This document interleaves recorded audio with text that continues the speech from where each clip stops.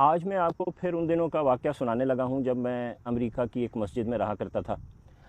جو آج واقعہ سناؤں گا نا تو ہو سکتا ہے کہ آپ کو اس پہ یقین نہ آئے، مجھے بھی نہیں آیا، لیکن سنا اس لیے رہا ہوں کہ میرے ساتھ بیتی ہے، ورنہ اس پہ یقین نہیں آتا۔ تو بات کچھ یوں ہے کہ ایک دن مسجد میں تقریباً عصر کے ٹائم پہ 4 ساڑھے 4 بجے کا ٹائم ہوگا، میں بیٹھا تھا تو ایک پرانی سی ووکس ویگن کی وین باہر آ کے رکی اور اس میں سے 4 لوگ برآمد ہوئے جو صاف دیکھنے سے لگ رہا تھا کہ ان کا تعلق پاکستان سے ہے۔ انہوں نے امامے باندھے ہوئے تھے اور تھوپ پہنے ہوئے تھے، وہ جو عربی لباس ہوتا ہے۔ وہ اندر آ گئے۔ اتفاق سے اس وقت میں اور مسجد کے امام صاحب جو تھے وہ مسجد میں بیٹھے ہوئے تھے۔ ایک صاحب نے بڑی ٹوٹی پھوٹی انگریزی میں مجھ سے کہا اسپیک انگلش، تو میں نے کہا یس آئی اسپیک انگلش۔ پاکستان؟ تو میں نے کہا یس پاکستان، اور شکر ہے الحمدللہ۔ امام صاحب کہاں ہیں جی؟ میں نے کہا جی اندر بیٹھے ہیں۔ چلیے جی ان سے ملتے ہیں، جزاک اللہ الحمدللہ۔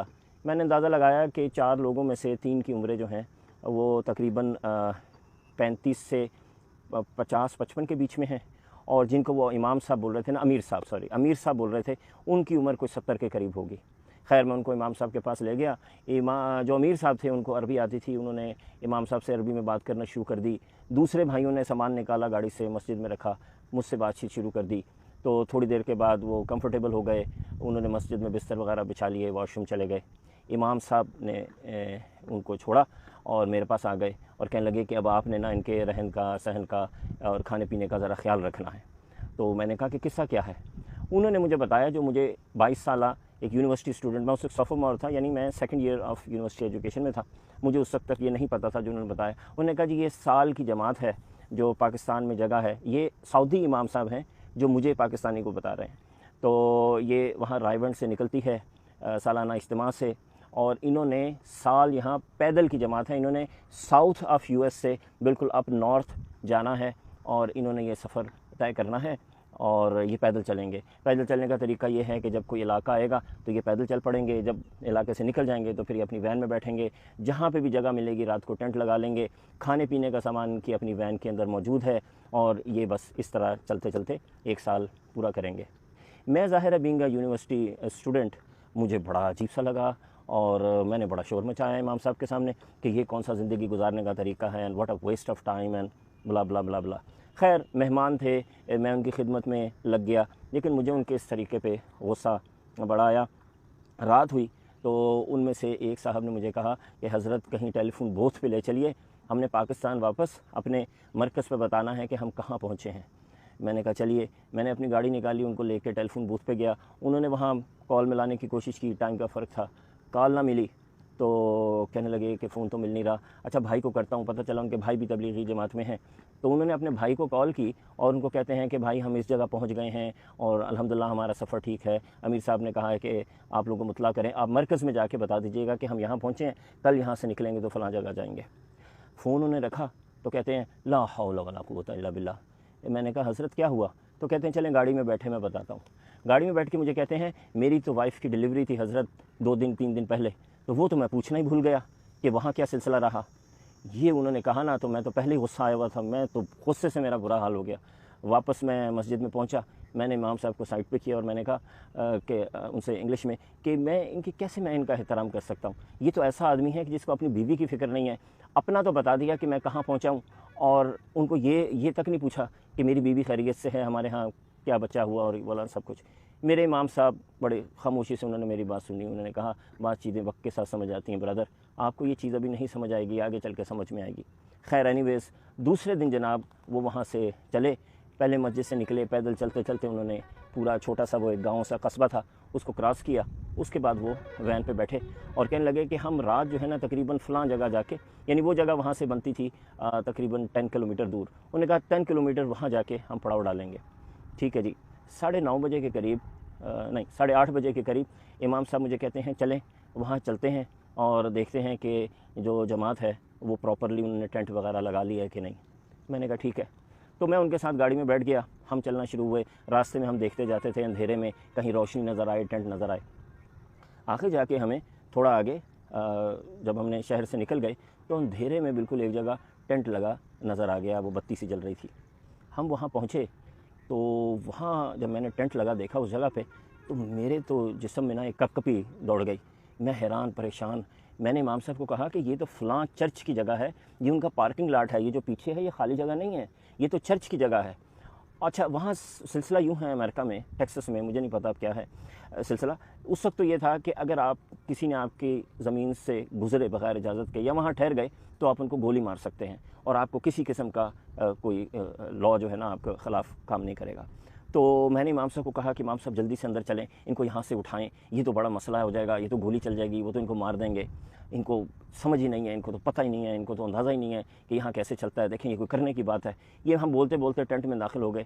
ٹینٹ میں امیر صاحب جو تھے وہ بالکل سکون سے بیٹھے ذکر کر رہے تھے, اور باقی کے لوگ جو تھے نا وہ کچھ کھانے کی تیاری کر رہے تھے. انہوں نے کہا برادر آپ بالکل صحیح ٹائم پہ آ گئے ہیں, آئیں ساتھ بیٹھ کے کھانا کھاتے ہیں. میں نے شور ڈال دیا, میں نے کہا آپ یہاں سے فوراً خالی کریں, یہاں تو گولی چل جائے گی, آپ بھی مریں گے, ہمیں بھی مروائیں گے, یہ تو ٹیکسس ہے, یہاں تو گنز رکھتے ہیں لوگ, اور آپ چرچ کی جگہ پہ ایسے ٹینٹ لگا کے بیٹھ گئے ہیں. امام صاحب کے چہرے پہ ایک عجیب سا سکون, کوئی پریشانی نہیں, کوئی مسئلہ نہیں. کہتے ہیں وہ بھی تو ہمارے اہل کتاب ہیں نا, ہمارے بھائی ہیں, مسلک میں مذہب میں ہمارے بھائی ہیں, آنے دیں ان کو, ہم ان کو سمجھا لیں گے. میں نے کہا امیر صاحب کون سمجھائے گا, آپ کو تو انگریزی بھی نہیں آتی. کہنے لگے برادر آپ ہیں نا, آپ سمجھائیں گے. انگلش میں میں نے بولا تو وہ بھی کچھ ٹوٹی پھوٹی انگلش, اردو, عربی میں انہوں نے امام صاحب کو بھی بولا. خیر میں بڑا جنجلایا, 1 منٹ گزرا, 2 منٹ گزرا, دل میرا دھک دھک کرے کسی بھی وقت کچھ ہو جائے گا. وہی ہوا. اچانک ہمیں نا باہر گاڑیوں کی لائٹس, یہ جیسے پیچھے آپ علاقہ دیکھ رہے ہیں تو اس میں سے لائٹس نا ٹینٹ کے اندر آتے ہیں نظر آئیں. کسی نے مائک, وہ جو لاؤڈ سپیکر ہوتا ہے, پکڑا اور انگریزی میں ٹپیکل ٹیکسس کے ایکسنٹ میں بولا کہ یہ آپ لوگ فوراً یہاں سے نکلو, کون ہو ورنہ ہم گولی چلا دیں گے, اور یہ سب کچھ. تو امام صاحب کہتے ہیں کیا بول رہے ہیں, اور وہ ٹپیکل ایکسنٹ تھا, وہ انگریزی کسی کی سمجھ میں نہیں آئی. میں نے کہا کہ وہ کہہ رہے ہیں جلدی سے یہاں سے نکلو, سامان اٹھاؤ ورنہ ہم گولی چلا دیں گے. امام امیر صاحب کے چہرے پہ ایک عجیب سی پرسکون مسکراہٹ آئی, اور انہوں نے وہ بڑی مشہور جو سورہ یاسین کی آیت ہے وہ پڑھی کہ وَجَعَلْنَا مِن بَيْنِ أَيْدِيهِمْ سَدًّا وَمِن خَلْفِهِمْ سَدًّا فَأَغْشَيْنَاهُمْ فَهُمْ لَا يَبْصِرُونَ, کہ یہ ان کے آگے بھی دیوار اور پیچھے بھی دیوار, اور ان کو نظر نہیں آتا.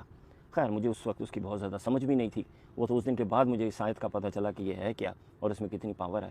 تو ہمارے امام صاحب بھی ایسے سر جھکا کے, حافظ القرآن تھے, عالم تھے, انہوں نے بھی ایسے سر جھکا لیا, اور ساتھ ہی ایک آخری وارننگ انہوں نے دی.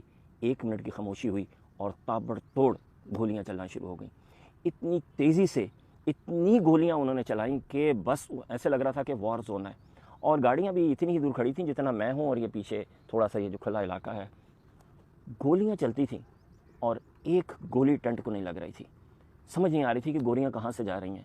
آواز بھی آتی تھی کہ گولیاں آس پاس سے گزر رہی ہیں, اور وہ ایم بھی خیمے کا کر رہے تھے, ٹینٹ کا کر رہے تھے, کیونکہ انہیں لگ رہا تھا جیسے کوئی جن آ گئے یہاں پہ, پتہ نہیں کوئی کرمنلز ہیں. جتنی انہوں نے گولیاں چلا سکتے تھے وہ اگلے 15-20 منٹ تک وہ لوگ گولیاں چلاتے رہے. جب ان کے میگزینز بالکل خالی ہو گئے نا, تو امام صاحب, امیر صاحب مجھے کہتے ہیں کہ بھائی جائیے ان کو بتائیے کہ ہم کون ہیں اور کس لیے آئے ہیں. تو میرے تو جان نہیں, میں تو باہر جانے کی ہمت نہیں. اتنی گولیاں میں نے اپنی لائف میں پہلی دفعہ چلتی دیکھی تھی, اور وہ بھی پوائنٹڈ ایٹ می, میری طرف. میں نے کہا کسی ایک بھائی کو میرے ساتھ بھیجیے, میری تو ٹانگیں کانپ رہی ہیں. انہوں نے ایک بھائی کو ساتھ بھیجا, انہوں نے کہا آؤ بھائی اس میں کیا بات ہے, آپ چلیے آپ گفتگو کریں, میں آپ کے ساتھ کھڑا ہوں گا. باہر میں پہنچا ہوں تو تقریباً 4 ٹرک تھے, ان کے اندر 7-8 لوگ تھے, اور جیسے ٹیکسس کیا فلموں میں دیکھتے ہیں, موٹے موٹے بھاری بھاری جینس پہنی ہوئی, گنز پکڑی ہوئی. وہاں پہ میں پہنچا نا تو وہ تو ہکا بھکا ایسے حیرت سے مجھے دیکھنے لگے. کہتے ہیں ہو آر یو گائز, آپ لوگ ہو کون. میں نے ان کو کہا کہ جی ایسے ہم دین کے کام کرتے ہیں, مسلمان ہیں, آپ کے بھائی ہیں, ہمارا مذہب بھی حضرت ابراہیم سے چلا ہے, آپ کا بھی چلا ہے. وہ تو بالکل ان کے پاس لفظ نہیں تھے. انہوں نے کہا آپ زندہ ہو. میں نے کہا ہاں زندہ ہیں, کیوں. میں نے کہا ہم نے تو اپنی پوری گولیاں آپ کے ٹینٹ پہ خالی کر دیں, ایک گولی بھی نہیں آئی اندر. میں نے کہا نہیں, میں تو سمجھ رہا تھا شاید آپ ادھر ادھر چلا رہے ہو. تو وہ چونکہ میرا ایکسنٹ جو تھا وہ ٹیکسس والا تھا, اور میں ان سے بڑا ڈاکانہ ملا لیا کہ I live at that place and I do this kind of work. تو وہ کہنے لگے کہ یہ, اور میں نے اپنے آپ کو الگ کر لیا. میں نے کہا یہ پاکستان سے آئے ہیں, I live here and I am just here to see them. میں نے کہا یہ لوگ کون ہیں کہ جن کے اوپر ایم کر کے ہم نے گولیاں چلائی ہیں, اور ایک گولی بھی ان کو نہیں لگی. میں نے کہا پھر تو اب یہی ہے کہ آپ اندر آ جاؤ اور وہ کھانا کھانے لگے ہیں, ساتھ بیٹھ جاؤ. تو خواتین و حضرات, اس دن وہ 10-12 لوگ, میرا خیال ہے 8-9 لوگ میرے ساتھ ٹینٹ میں آئے. وہ وہاں بیٹھے, انہوں نے کھانا کھایا, انہوں نے اسلام کے بارے میں سنا, وہ مطمئن ہوئے, لیکن اس حیرت کے ساتھ واپس گئے کہ ایک گولی بھی اس دن ٹینٹ میں بیٹھے ہوئے لوگوں کو نہیں لگی.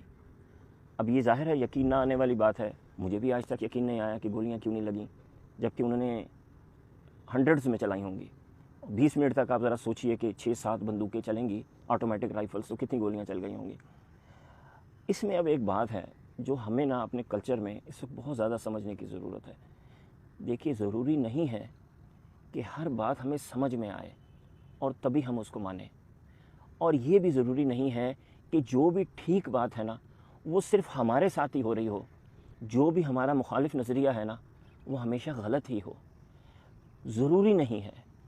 بس آپ یہ سمجھ لیجئے کہ یہ اللہ کی دنیا ہے، اللہ نے جس سے جو کام لینا ہے وہ لے رہا ہے، اور اللہ تعالیٰ کے پاس طاقت ہے وہ جس وقت جس کو بچا لے.